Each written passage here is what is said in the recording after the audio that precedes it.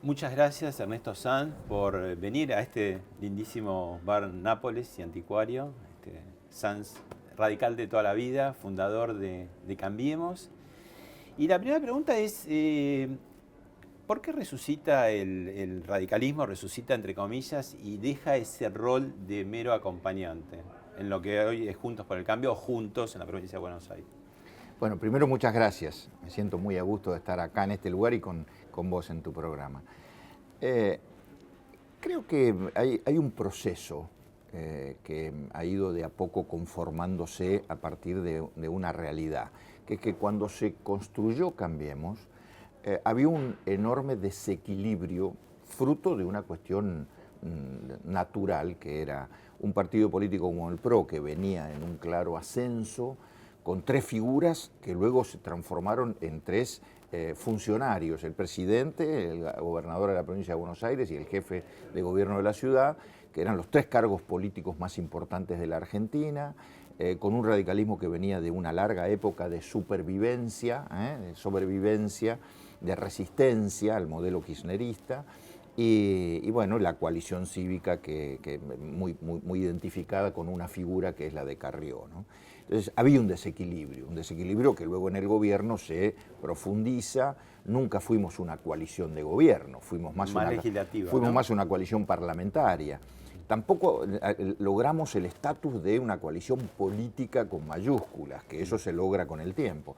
Pero hoy, después de haber pasado tantos años, creo que hay un equilibrio diferente. ¿Por qué? Porque el PRO ya no es aquel de antes, hasta perdió una elección, están en un proceso de discusión de liderazgo, y el radicalismo aparece con una enorme territorialidad que lo acompañó siempre, pero que ahora se ha profundizado en todo el país, y con una presencia en el lugar clave para ser un partido nacional, que es la ciudad de Buenos Aires y la provincia de Buenos Aires. El famoso AMBA. Aparece también acá, no solamente en lo sanitario, sino en lo político, la expresión AMBA. Aparece el radicalismo de la ciudad de Buenos Aires, con Lustó, y en la provincia, con un fuerte proceso de renovación generacional, que se vio en una interna a principios de año muy potente, y una figura como la de Facundo Manes. Vos metés todo eso en una suerte de coctelera y lo que te sale de ahí es un partido nuevo. Antes que avancemos, muy breve, ahora que prescribió, que ya es historia, después del triunfo de 2015, Ernesto Sanz toma como distancia. No se aleja, siempre está en las reuniones, pero ¿qué es lo que pasó exactamente? Mira, nada raro. Y algo muy sencillo, muy explicable desde lo personal, pero poco entendible para el ciudadano común que cree que los políticos somos eso y no tenemos vida propia. Se dijo en ese momento que vos querías ser jefe de gabinete y te ofrecían el Ministerio de Justicia. Nada que ver con la política. Por cierto, si hubiera sido jefe de gabinete, hubiera tenido como más caudal político el gobierno, ¿no? Mira, lo expliqué muchas veces y lo vuelvo a explicar. Recuperé mi vida personal, que la tenía bastante perdida. Recuperé mi familia, mi vida profesional, mi salud mental, mis amigos, mi vida. Ha sido muy difícil para mí, fue muy difícil para mí los años en donde yo viví acá en Buenos Aires, solo, mi familia en San Rafael, en Mendoza, empezaron a llegar los nietos, bueno, una serie de cosas que transformaron mi decisión en una decisión muy personal de vida para recuperar a una persona que siempre nunca fui un político con una vida personal adosada. Siempre traté de ser una persona en donde la política era una parte de la vida, pero no el todo, ¿no? Esa fue la única explicación. Es muy complicado, y siempre fue muy complicado para mí explicar esto, porque, insisto, la gente que me escucha dice, no, pero eso no puede ser, acá hay algo raro, acá detrás hay algo, este tipo quería hacer algo y no le dieron, se peleó con alguien. Nada que ver, simplemente una decisión personal y de vida. Pero bueno, cuesta mucho en la política explicar eso. Bueno, te invito a ver el primer informe. Sí, cómo no. Responsable de esta campaña para desprestigiar a Facundo es Horacio Rodríguez Larreta. Se cree el dueño de Juntos por el Cambio. Los que están en el campo científico real de la Argentina saben quién es Manes.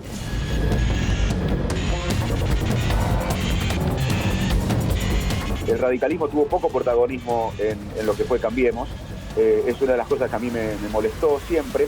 Antes las discusiones eran más puertas adentro, ¿no? Estamos en una era de redes sociales, de muchas señales de televisión, y no queda nada, ¿no? Después. Mira, a ver, tiene sus cosas buenas y sus cosas malas, esto que acabo de ver y que tiene que ver con la realidad política hoy. Lo malo de la política en la Argentina hoy es que está excesivamente personalizada. Te diría que vivimos una democracia de personas, personas, de candidatos. Entonces el debate muchas veces es sobre las personas, sobre sus conductas, sus humores, sus opiniones, unos opinando de otros, y no sobre las ideas, las propuestas, el contenido. Entonces cada cosa que se dice de una persona inmediatamente repercute mucho más que las opiniones sobre el contenido, las ideas, las propuestas, las visiones de país y demás. Esa es una. Una cosa es decirlo una sola vez y otra cosa que se repita en el infinito, claro, ¿no?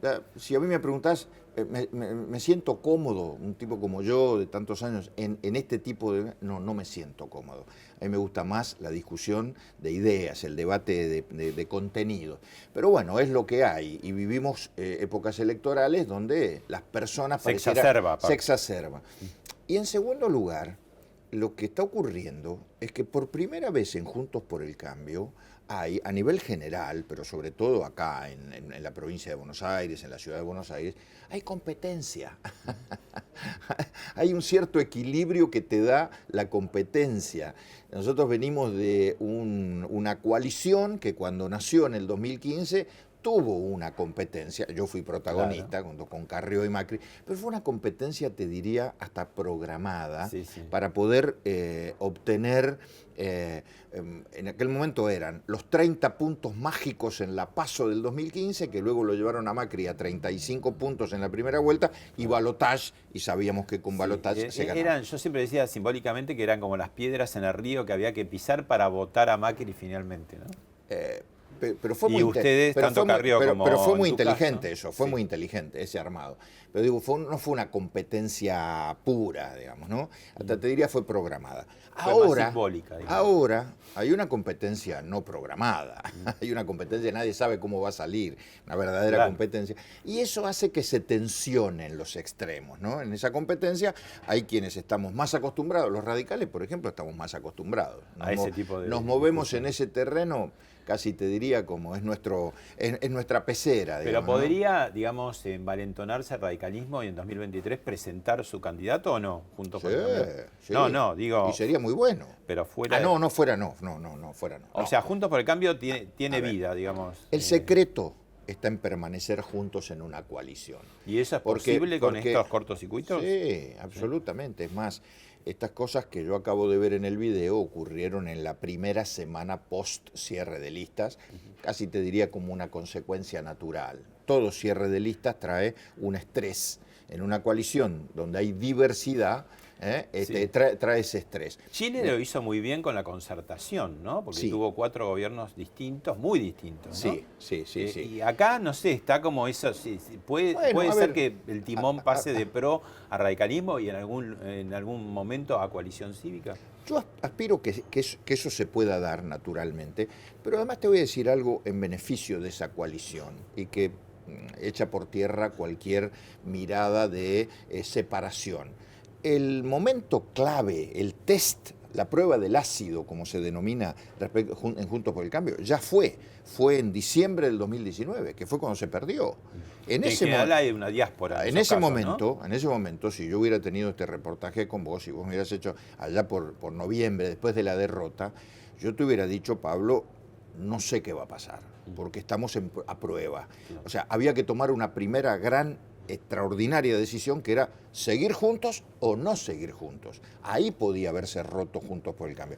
No se rompió felizmente, se tomó la mejor decisión, seguir juntos, y todo lo que viene y todo lo que ha ocurrido, lo que va a ocurrir, creo que es parte de una competencia que en algunos momentos tendrá mayor voltaje, en otros momentos podrá chisporroteos, como estas cosas que acabo de ver, pero que en el fondo no ponen en riesgo de ninguna manera la cohesión de la coalición. Pasó por, hablemos de otra cosa, Elisa Carrió y dijo esto de Facundo Manes. Yo creo que él siente que está llamado a ser presidente en un año. Y a los que fundamos Juntos por el Cambio nos ha costado mucho. Entonces vos tenés que hacer una interna ir a la cola. civilizada. Yo lo veo muy antipro, pero de un antipro tan terrible que no logra la unidad. Los que están en el campo científico real de la Argentina saben quién es Manes. Me parece bien que las nuevas generaciones, como lo dije cuando salió, se incorporen a las políticas, me parece perfecto. Pero en nombre de la novedad no se puede traer la mentira. En nombre de la fama no se puede traer la mentira. Y menos se puede traer la mentira en nombre de Dios. Si se miente en política, se miente en ciencia o en religión. Y cuando se miente, nadie es confiable. Bueno, a ver, me quedo con las primeras declaraciones de ella, cuando lo invitaba a Facundo Manes a aceptar la candidatura, al comienzo, ¿no?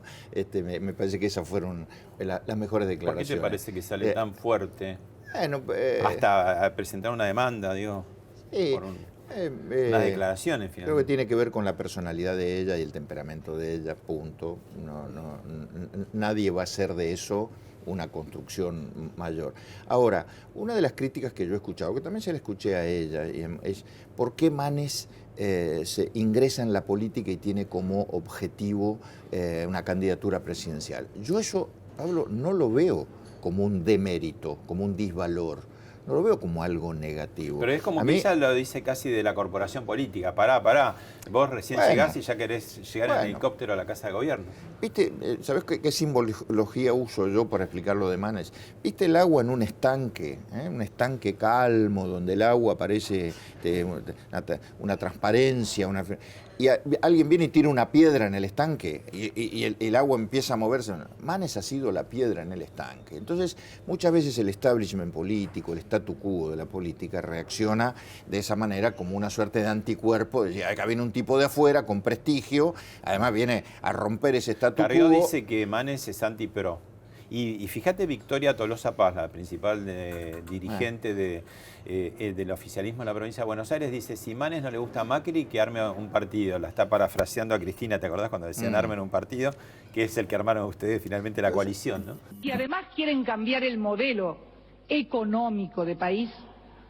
Lo que deben hacer es organizar un partido político, presentarse a elecciones y ganar. Pero son juegos de palabras. O sea, ni Manes es antipro o antimacri. Manes lo que ha dicho, y lo ha dicho con razón, es que él desde afuera vio durante muchos años que había un desequilibrio dentro de la coalición, ¿no? Bueno, eso es cierto, te lo reconozco yo. te lo acabo de reconocer yo. Ahora, no es tan orgánico como eso no ustedes, es ser anti nada. Sí. Es tratar de encontrar ahora el equilibrio. Entonces Manes aparece. Pero vuelvo al punto de la reflexión, no te la quiero dejar picando ahí, el tema de que le achacan de que quiere ser presidente. A mí me parece extraordinario que alguien que tiene prestigio desde afuera y todo un capital construido en el sector privado lo quiera traer a la política para ayudar desde un lugar como ser presidente de la nación. Me parece que es algo bueno, es algo noble, es algo que uno debería aplaudir, porque, escúchame, querer ser presidente de la nación en la Argentina es querer ponerse un traje que primero no le queda bien a todo el mundo, a solo a algunos pocos, y en segundo lugar, es un traje que te lo pusiste y es casi como una silla eléctrica, digamos, en la Argentina. Entonces digo que Manes quiera hacer eso, habla bien de él, ¿no? ¿Hace falta un manual de convivencia? No, o sea, no firmado.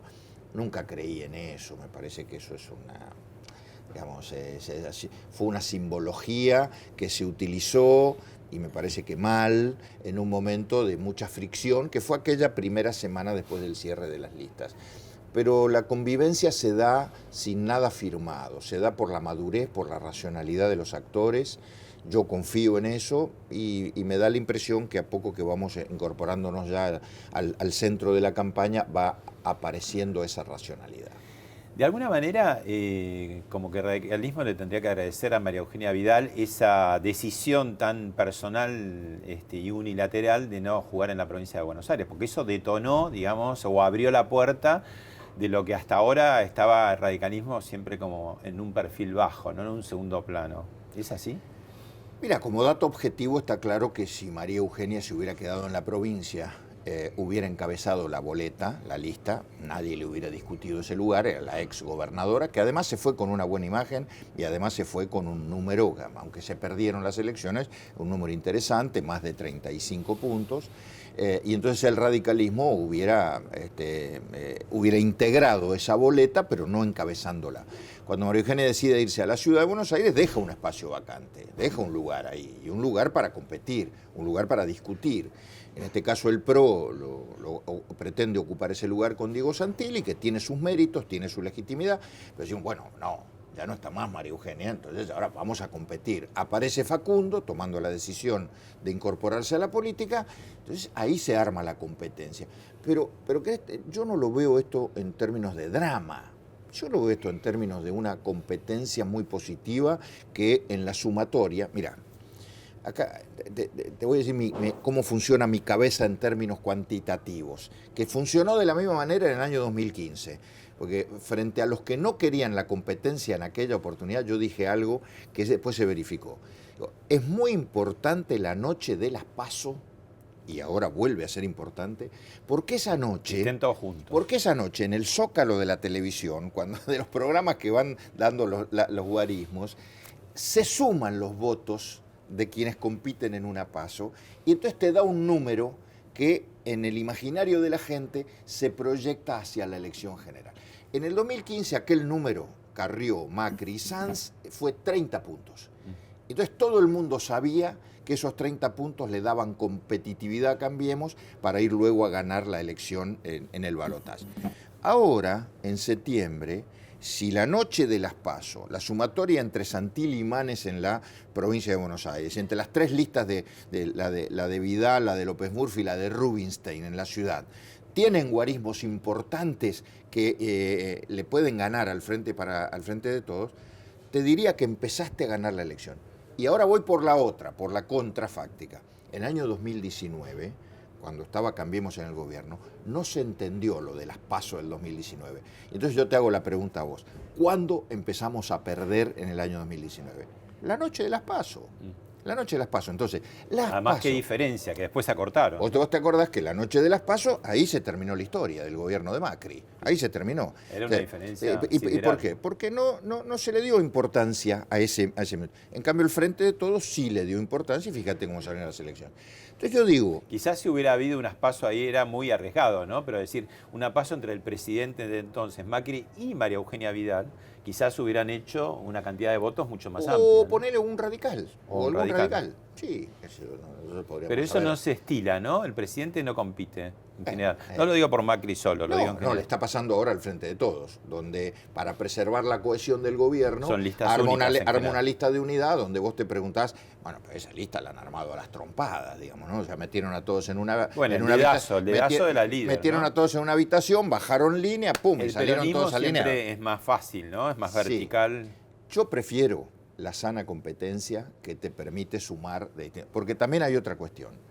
Hay algunos lugares en el país en donde vos no podés tener una oferta electoral homogénea y dirigida a un solo segmento.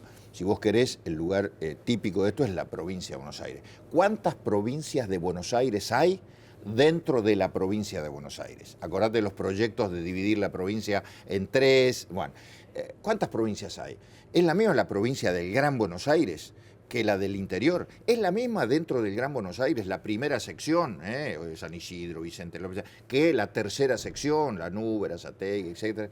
No es lo mismo, son electorados distintos, sociedades distintas, personas distintas, mensajes distintos, ofertas y propuestas distintas.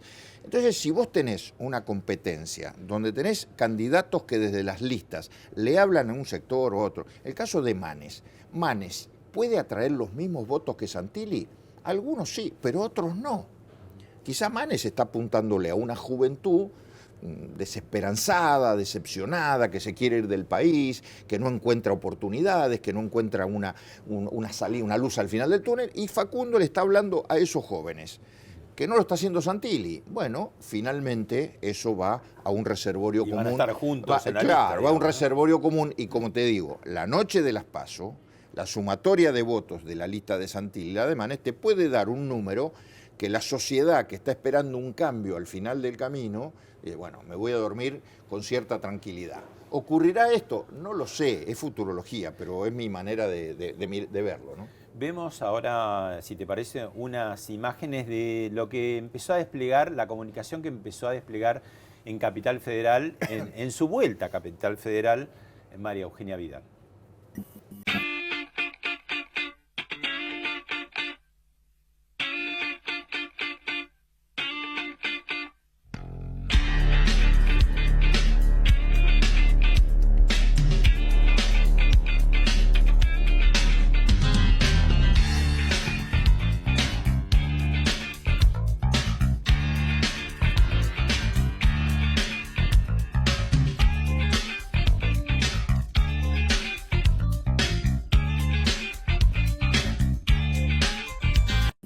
Ya sos un tiktokero experto, ¿qué consejos me das para TikTok? Primero hay que reírse mucho, buena onda, no pensarlo nada, improvisación total. Y vos sabés que los chicos por la calle me dicen, vos sos el de TikTok. Así me conocen. El pelado. Sí, claro, el pelado de TikTok. Hay que reírse de uno mismo también, es otro consejo. A mí me joden bastante con la pela, no sé bien por qué, pero bueno. Perfecto, listo, lo tomamos. ¿No estaba un poquito, digamos, frívolo, mucho cafecito, recorrida, Recoleta, Belgrano, TikTok? Digo, ¿no es muy festivo para las circunstancias, para el contexto, para el momento? ¿No falta ahí un poco más de densidad, digamos, de la propuesta? Digo en general, ¿no?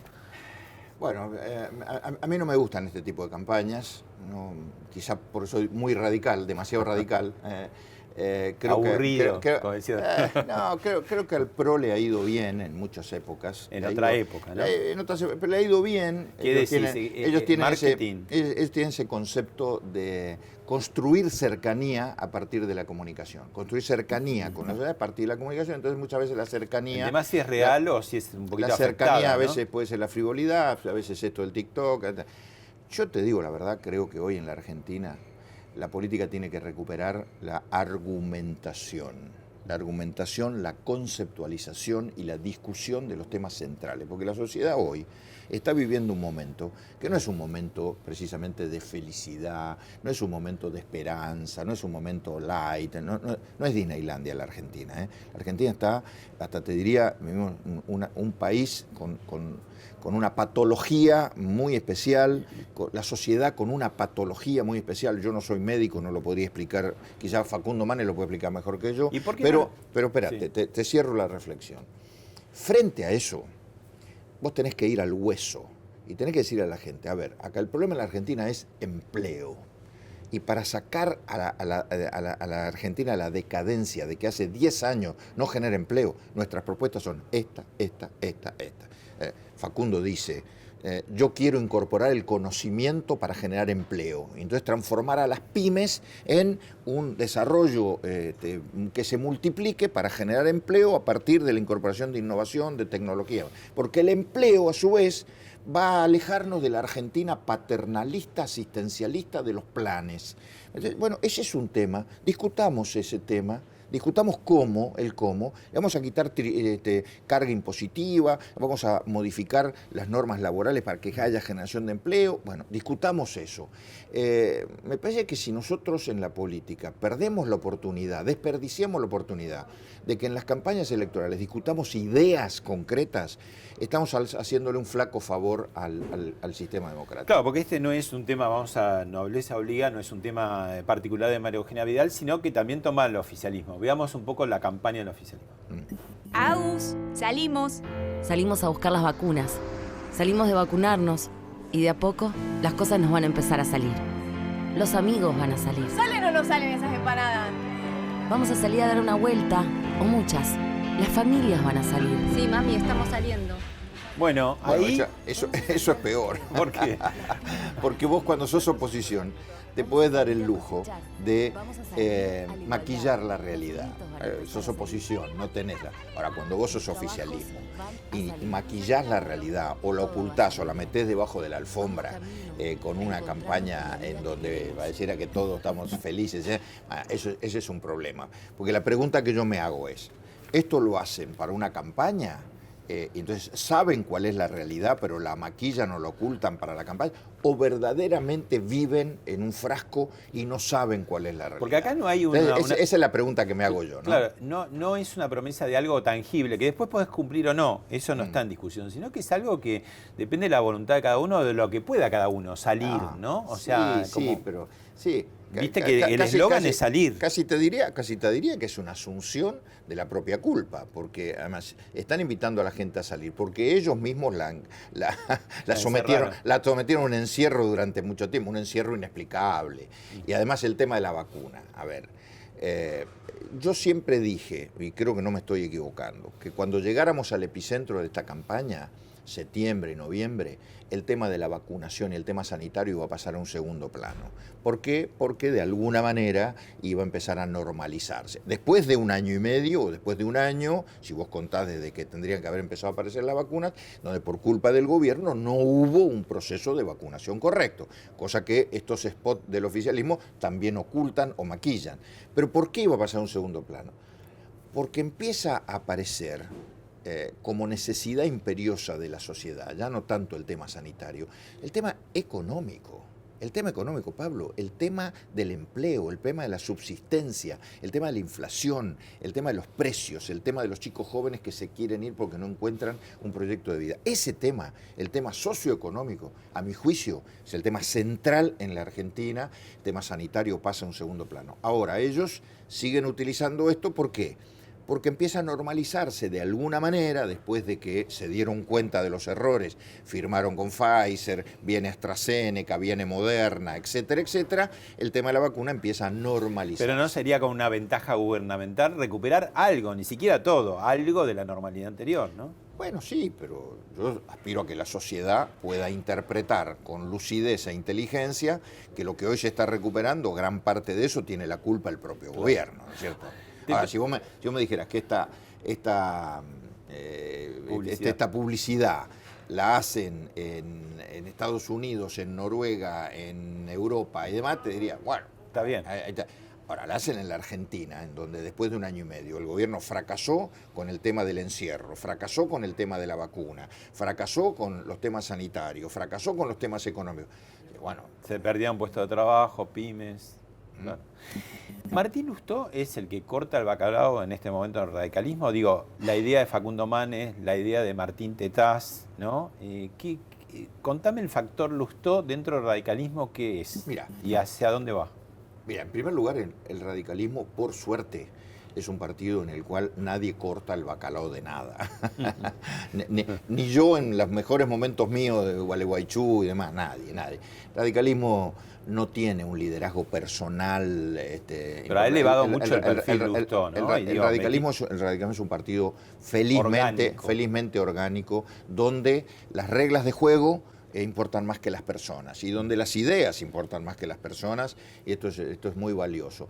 Lustó, por supuesto, ha tenido una gran relevancia en la ciudad de Buenos Aires, está buscando relevancia en el interior del país, veremos.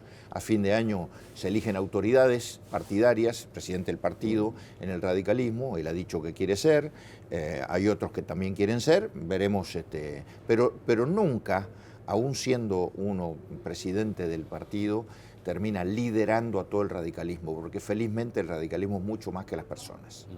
Ahora, te propongo ver algunas relaciones tóxicas del radicalismo en los últimos años.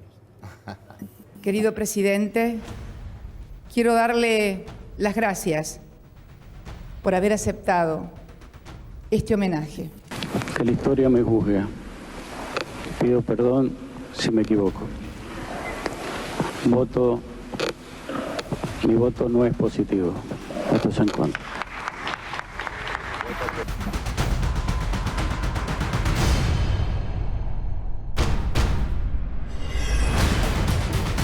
Es obvio que lo han corrido de la campaña y de la presencia política de un liderazgo que ya prácticamente ha fenecido, digamos, ya no existe ese liderazgo. Lo que creo que lo que no tienen es reacción rápida frente a los problemas, porque como decía Pablo, la campaña nuestra la están haciendo ellos.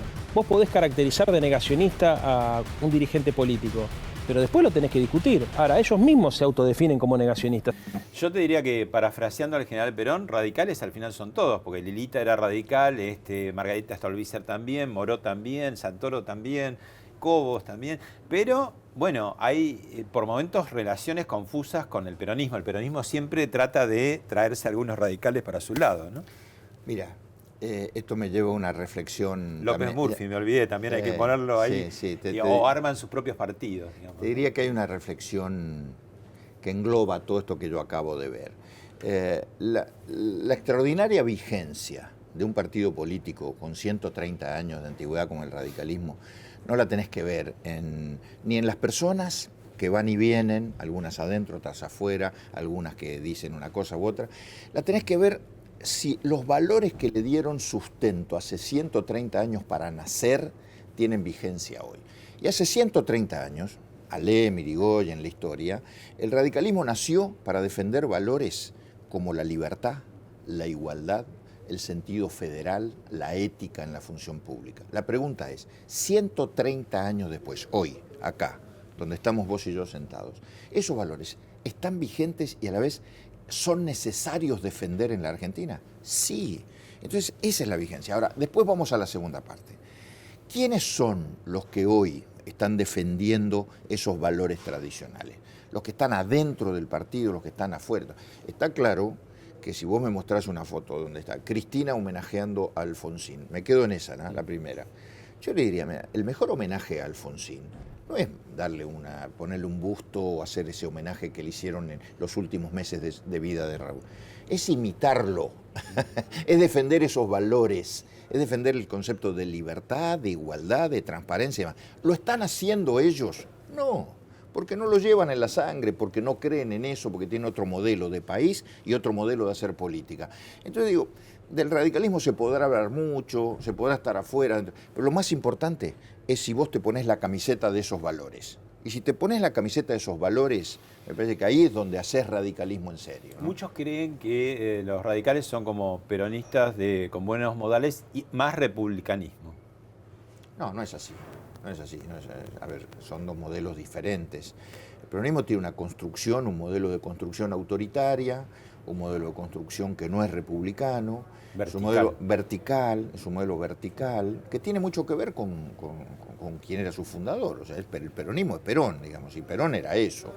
Que tiene un concepto interesantísimo que se lo robó al radicalismo de Irigoyen, que es el concepto de la justicia social, de la distribución de la riqueza, que a mí me parece interesante, es un concepto que yo defiendo. Si vos me decís qué es lo mejor del peronismo, de aquel peronismo, no de este, porque lo perdió ese concepto, es el concepto de la justicia social, que no es propio de ellos, ya te digo, venía con Irigoyen en los primeros socialistas también, y los socialistas también. Ahora, ¿cuál es el problema en general hoy, tanto del peronismo como también a veces del radicalismo? Nos hemos acostumbrado tanto, Pablo, tanto desde la política, a discutir y hablar sobre distribución de la riqueza, que nos hemos transformado en fuerzas políticas distribucionistas. Pero nadie habla de la generación. En la Argentina se perdió el espacio de hablar de generación de riqueza. Casi te diría que el último exponente así muy claro, concreto de generación fue Frondizi con el desarrollismo, la generación de riqueza a partir de la transformación de la energía, de la revolución productiva vinculada a las fuerzas energéticas. Bueno, el desarrollo hace 60 años. 60 años. Ahora, desde hace 60 años hasta acá, la política en la Argentina entró en una pendiente de distribucionismo sin generación. Y estamos llegando hoy, acá, vuelvo a esta conversación entre vos y yo, a un punto en donde ya hay muy poco para distribuir, casi nada hay para distribuir. Y entonces cuando no hay ya casi nada para distribuir, entonces el Estado, y ahí el peronismo tiene una ventaja porque es profundamente estatista, el Estado aparece como el padre de todo, el Papá Noel, el paternalismo. ¿Dónde está la plata? En la maquinita de hacer billetes, entonces desde ahí hay planes, subsidios, esto y todo. Ahora, eso... Tolosa Paz acaba de decir que hay que aumentar más los impuestos, ¿no? Una cosa ridícula, insólita, que va a contramano de cualquier idea de progreso y de desarrollo. Pero bueno, vuelvo al punto. en un momento en donde ya no queda nada para distribuir, seguís discutiendo distribucionismo, tenemos que volver a las fuentes, digamos. Tenemos que empezar a discutir cómo hacemos para generar. A ver, ¿cómo hacemos para que en vez de 600.000 pymes en la Argentina podamos tener 1 millón de pymes? No, al revés. Acá teníamos 600.000 y ahora tenemos 500.000. ¿Por qué? Porque en un año y medio de pandemia perdimos 100.000 pymes, 230.000 puestos de trabajo. Tu colega Carlos Pañi los otros días lo dijo. Perdimos esas cosas y seguimos hablando de distribuir, cuando la torta cada vez es más pequeña. Entonces aparecen los Grabois de la vida, aparecen las organizaciones sociales, que ya empiezan también a criticar al propio gobierno con que el modelo asistencialista de los planes está fracasando. Claro, ¿por qué? Porque no hay salida con eso. Ya se dan cuenta los mismos beneficiarios de eso que ya no hay salida. Entonces digo, somos diferentes, el peronismo y el radicalismo somos diferentes. El radicalismo es un partido que, más allá de lo republicano, yo voy a defender toda la vida la parte de la generación, la producción. Pablo Gerchunov, no sé si lo has leído últimamente, Pablo Gerchunov está diciendo cosas interesantísimas. La moneda en el aire, que es el diálogo con Roy Ora, y Pablo habla de una gran coalición exportadora como la manera más potente de salir de nuestra decadencia. ¿Y qué está hablando? Está hablando de una gran coalición, que no es política de radicales, peronistas, socialistas, no, una coalición exportadora de todos aquellos que tengan en su cabeza un modelo de producción para sacar a la Argentina de la decadencia esta distribucionista sin generación, ¿no? Me parece que ese es el punto hoy de discusión. Por eso cuando yo veo los spots que hablan todos de la felicidad, que está todo muy lindo, pero digo, bueno, pero vamos al hueso. A ver, ¿por qué no le hablas a un tipo de una pyme de mi San Rafael, que tiene 4 empleados y que no sabe cómo hacer para llegar a fin de mes, pero que además tiene posibilidades de producir? ¿Por qué no le hablas al tipo que quiere importar alguna máquina para desde ese lugar, de esa máquina nueva, generar más empleo y más producción? Y que no lo puede hacer, porque el Estado le traba, porque hay 1000 cosas alrededor. Me parece que la política tiene que dedicarse a eso, si no estamos hablando de otras cosas. Horacio Rodríguez Larreta y Diego Santilli hablan que el adversario es el kirchnerismo. ¿Qué adversarios hay internos de Juntos por el Cambio? ¿Qué es lo que tiene que cuidar? ¿Qué es donde está? Vimos un poco al principio algunas cosas, esas peleas, pero digo, más allá de las peleas, ¿qué es lo que vos ves que debería fortalecer? Ya no te digo de radicalismo, sino de Juntos por el Cambio, es decir, los tres, ¿no? Los 3 partidos. Bueno, debería fortalecer la idea de un liderazgo colectivo, que es muy complicado. Es muy complicado. Mirá, nosotros estamos acostumbrados al personalismo. Y nuestra Constitución, el presidencialismo es como un rey, ¿no? Y todos pasamos por eso. El radicalismo pasa eso de que se murió Alfonsín, no tiene un líder único. Entonces, estamos conviviendo con liderazgo colectivo. Juntos por el Cambio tampoco nunca tuvo un líder único. A ver, Macri no fue líder en los años en que fue presidente. Ejerció un liderazgo, te diría, de la función de gobierno, pero no un liderazgo político. Y hoy no lo tenemos. Ahora, ¿se puede en la Argentina confiar en una fuerza política que construya un liderazgo colectivo? Yo te diría que ese es el gran desafío. Ese es el enorme y gran desafío. Un liderazgo colectivo que supere el personalismo, supere los egos y las vanidades.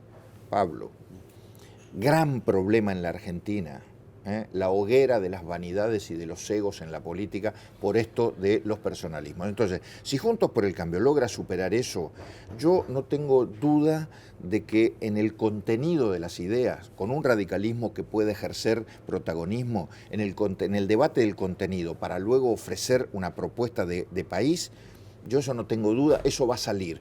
Pero primero hay que resolver esto del liderazgo colectivo. Vos recién lo nombraste, Mauricio Macri, y tenemos ahí para ver distintos momentos de qué decían radicales sobre Macri. Yo creo que nosotros para esa concertación que queremos hacer tenemos límites, el oficialismo por un lado, y otro es la derecha por otro lado. ¿Qué derecha? La derecha es Macri, por ejemplo. No podemos traicionar nuestros principios. No hay nada más conservador que el kirchnerismo, que conservó privilegios, que conservó poder, que conservó todas las cosas malas de la mala democracia, ¿no? Así que yo dije un día, fíjate, algunos me llamaron para putearme. te lo digo en serio, cuando dije que después de Raúl Alfonsín no había habido un presidente más progresista que Mauricio Macri. Te lo ratifico y te lo reafirmo. Bueno, primero Raúl Alfonsín, que decía Macri era el límite, bueno, Carrió también había dicho en un momento, y vos mismo que decías, después de Alfonsín no hubo un presidente más progresista que Macri. Cuando Alfonsín dijo eso, no había pasado el kirchnerismo, ¿eh? Cuando Alfonsín dijo eso, no habíamos conocido el kirchnerismo de la primera etapa. No habíamos conocido el aumento de la pobreza, la administración de esa pobreza de manera escandalosa. Administrar pobreza, mirá qué palabra tan complicada.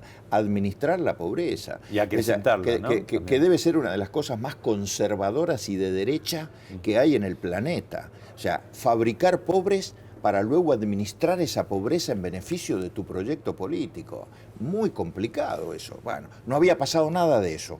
Por lo tanto, si Alfonsín hubiera estado en Gualeguaychú, yo estoy seguro que hubiera ido a votar lo mismo que votamos todos, porque en realidad lo que estaba en juego ahí era lo que tanto había defendido Alfonsín, que era el sistema democrático y el equilibrio democrático. Y cuando en el año 2014-2015, después de haber ganado Cristina con el 54% de los votos, íbamos hacia un régimen de partido único y hacia una hegemonía del kirchnerismo, lo primero que había que hacer era equilibrar el sistema político. Por eso Alfonsín, yo estoy seguro que hubiera tenido esa visión. Y después lo que dije, a ver, lo que dije tiene que ver con una discusión que para mí no está saldada y yo estoy dispuesto a sentarme en cualquier lugar, en cualquier ámbito de debate para discutirla. ¿Qué es el progresismo? ¿Y qué es el conservadurismo en la Argentina? Porque, a ver, cualquiera se sienta progresista, yo soy progresista, o el otro es conservador, o el progresismo es tal cosa. Mira, progresismo en la Argentina y en cualquier lugar del mundo es generar igualdad, oportunidades, en un marco de libertad y en un marco democrático. Eso es progresismo. Progresismo es generar riqueza y distribuirla con equidad. Eso es progresismo. La pregunta del millón. En los últimos 50 años en la Argentina, bajo ese concepto, ¿quiénes han sido progresistas y quiénes conservadores? Yo por lo menos déjame que te diga una cosa. El peronismo de esos 50 años gobernó el 70% o el 80%. Y la Argentina cada vez está peor, cada vez tiene más pobres, cada vez tiene una distribución de la riqueza más desigual, más inequitativa. Entonces, ¿dónde está el progresismo y dónde está el conservadurismo en la Argentina? Esta declaración que debe ser de 2017, antes de que empezara la hecatombe financiera para el macrismo, ¿dónde ves hoy ubicado a Mauricio Macri, 2021? Bueno, en un momento personal muy difícil para él, porque después de haber sido el fundador, el único líder, el numen, y casi te diría el eje, el centro de un partido político que se creó a imagen y semejanza de él, que fue el PRO, hoy está en un momento de cierto declive porque se le ha discutido su liderazgo, está... Yo creo que entre Larreta y Vidal no solo se lo han discutido, sino que le han ocupado ese lugar, y supongo que en lo personal debe estar pasando por un momento de cierta transición, pero a mí me parece un tipo que tiene que ser valioso y un activo dentro de Juntos por el Cambio, y la inteligencia de todos los demás debe ser encontrar ese lugar en donde él, ese activo, lo pueda incorporar como un elemento muy importante para la coalición. Cualquier expresidente tiene como activo su experiencia, su propia experiencia, lo que le pasó, lo bueno y lo malo. En cualquier país del mundo, esa experiencia y ese activo de un expresidente es utilizado. España lo utilizó a Felipe González, Brasil lo utilizó a Fernando Enrique Cardoso, salvando las distancias. Bueno, cada uno tiene sus personalidades, nosotros tenemos que ser capaces de utilizar también esa experiencia. Una cosa negativa que está volviendo en estas elecciones son un poco las candidaturas testimoniales, ¿no? En el peronismo, no sé, Mansur, Perotti, por decirte, pero también está pasando el radicalismo y en tu provincia, Mendoza, con el actual gobernador Suárez, ¿no? Que aparece ahí en una lista que se sabe que no va a asumir después. ¿Por qué suceden estos mecanismos? Pero es diferente, Pablo, en Mendoza, el gobernador Suárez no es candidato testimonial. Zamora también en Santiago del Estero, me estoy acordando, y pone la foto incluso, ¿no? En la boleta. Eso es testimonial, y eso es una utilización burda, vergonzosa, de la figura caudillesca de un gobernador que se pone por encima. Que era radical, en un momento, en una época fue radical, ¿no? vos lo has dicho. Veo que en tu programa y en este debate estás intentando acuchillarme contra... Pero no, me encanta, historia, pero me encanta porque es la historia que pasó y hay que hacerse cargo. Pero vuelvo a Mendoza. El gobernador Suárez no es testimonial, no es una candidatura testimonial. El gobernador Suárez va en la boleta como suplente de senador nacional, que es un cargo que puede o no en algún momento aparecer, si es que el titular luego renuncia o ocurre algo. Por lo tanto, no es testimonial, no es alguien que se presenta para ser electo y renuncia al día siguiente. No es este el caso. Lo que hay en Mendoza es una discusión porque hay una cláusula vetusta, obsoleta, que a mi juicio ya cayó en desuso, de la vieja Constitución de Mendoza, nunca reformada, de que el gobernador no puede ser electo senador nacional hasta un año después de su mandato. Aprovecho que estás acá y por eso hablo tanto del radicalismo, porque digo, sería un desperdicio hacerlo. Y te pregunto a ver si sabes, ¿de dónde viene el calma radicales? Dicen que desde la época de Alvear e Irigoyen, en donde las asambleas terminaban todas a los sillazos, ¿no? Terminaban todas, a los sillazos y en algunos casos... Algunos tiros. Algunos tiros también. No tanto como el peronismo y el sindicalismo. Sí. Es una frase que, además de la de calma radicales, dicen, no tiren, y una mala palabra, no tiren, eso lo dijo Marcelo T. de Alvear, escondido detrás de una mesa en una de esas asambleas, no tiren. Bueno, calma radicales apareció en aquellos momentos. ¿Por qué?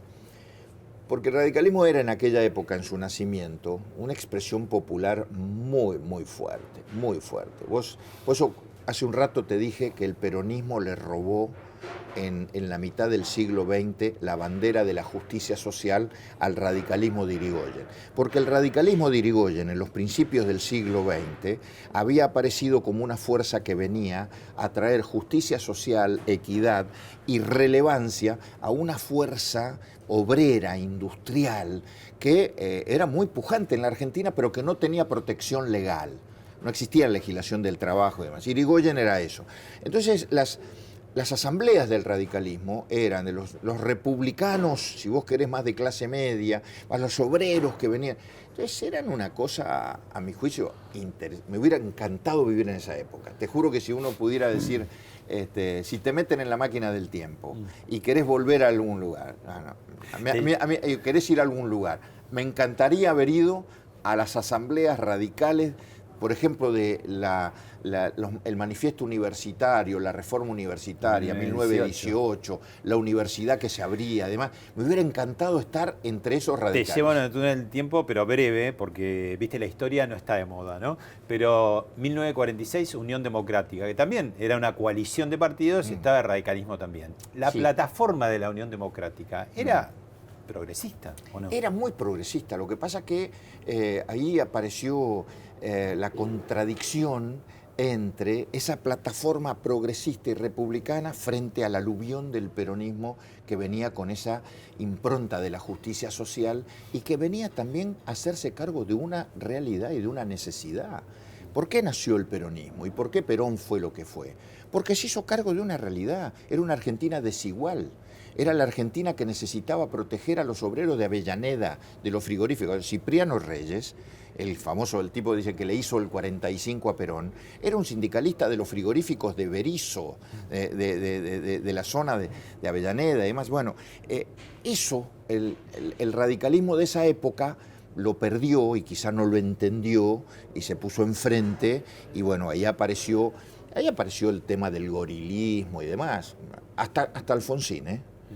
Cuando aparece Alfonsín nos enseñó a la generación nuestra a no ser gorilas, digamos, y a combatir, a competir al peronismo, pero en la democracia, en las urnas.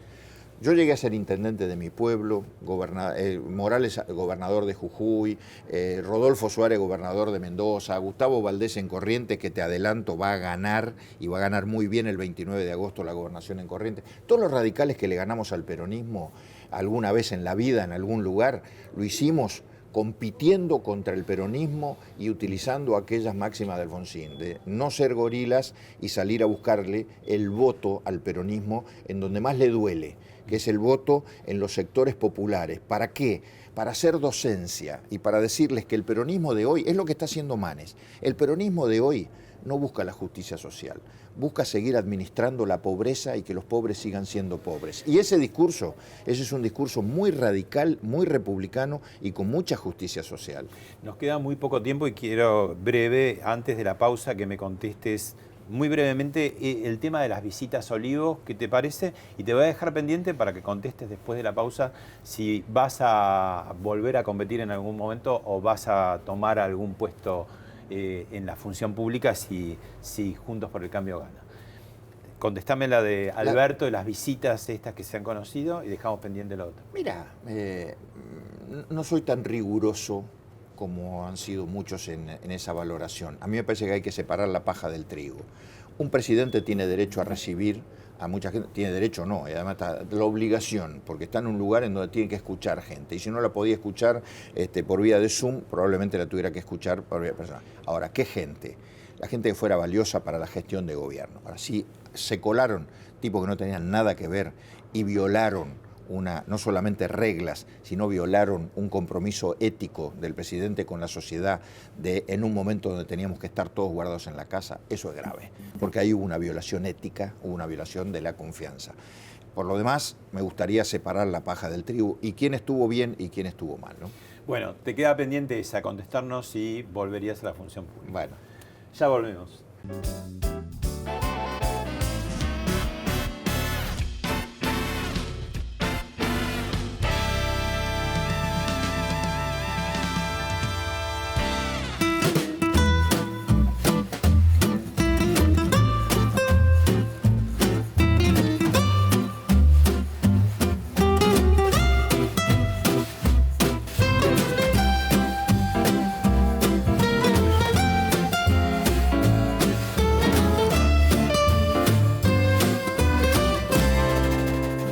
Bueno, lo que quedó pendiente, son dos preguntas en realidad. Una, si volverías a competir electoralmente de alguna manera, para legislativo, para cargos ejecutivos, y si de Juntos por el Cambio volver a poner en 2023 al gobierno, ¿aceptarías algún cargo?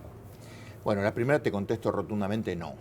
Mi vida de candidato, de estar en una boleta, de estar en un spot, terminó, y me parece que hay que saber cumplir etapas y hay que saber definir esas etapas. Hoy la vida de los candidatos es para otra gente, hay generaciones de tipo que... ¿Y sabes por qué, Pablo?